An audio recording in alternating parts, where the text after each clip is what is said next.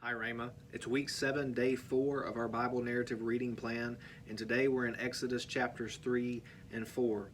We saw that at the end of Exodus chapter 2 that God is beginning his plan for redeeming Israel, for saving Israel out of the land of Egypt. And so the story returns to Moses. He's still in the land of Midian. He's out caring for the sheep, the flock of his father-in-law. And he's in a very ordinary place, and he sees a very unordinary sight. He sees a bush that is on fire that is not being consumed. And he's beckoned over there, and God speaks to him from the burning bush. This is one of the most vivid passages in Scripture. It's something that very many of us are familiar with because of this imagery of the burning bush. But recognize that this all is special. This is all important, not because of the bush, but because of God. This is an ordinary place. It's just out in the middle of nowhere. And yet Moses is told to take his sandals off. Why? Because he's on holy ground. He's on very ordinary ground, but the land is holy because God is there.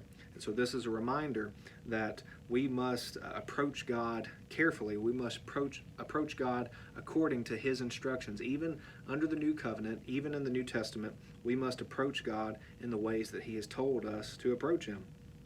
And we see that here with Moses, and God reveals himself to Moses. He gives him his own personal name. He reveals his name. We try to say it Yahweh, but that's even adding vowels into the Hebrew consonants because it's just a name that they did not pronounce because it was so personal.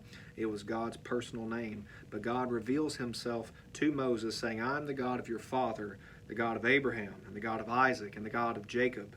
And Moses hid his face, for he was afraid to look at God. He is in the presence of the holy God. And God reminds him, verse 7, that he has seen the affliction of his people. He has not forgotten them, and he is beginning his plan. The wheels are beginning to turn as God is going to execute judgment on Egypt and rescue his people out of their bondage. So we see that God is raising up Moses as a deliverer, and yet he is a weak deliverer.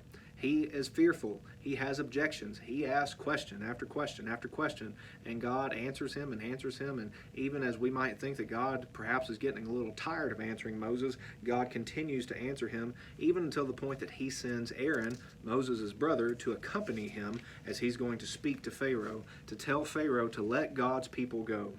Moses is a weak deliverer, because he's pointing us to the fact that we need a divine deliverer. We need a heavenly deliverer who does not go in fear, who does not go in anyone else's power, but goes in his own power.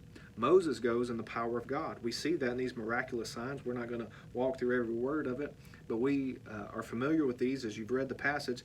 God uses Moses to do miraculous signs, even ones that the Egyptian magicians attempt to duplicate. They can't ultimately duplicate everything because they don't have the power of God.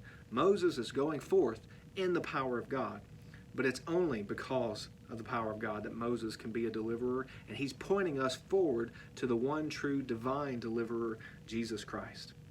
Here's a summary of today's reading.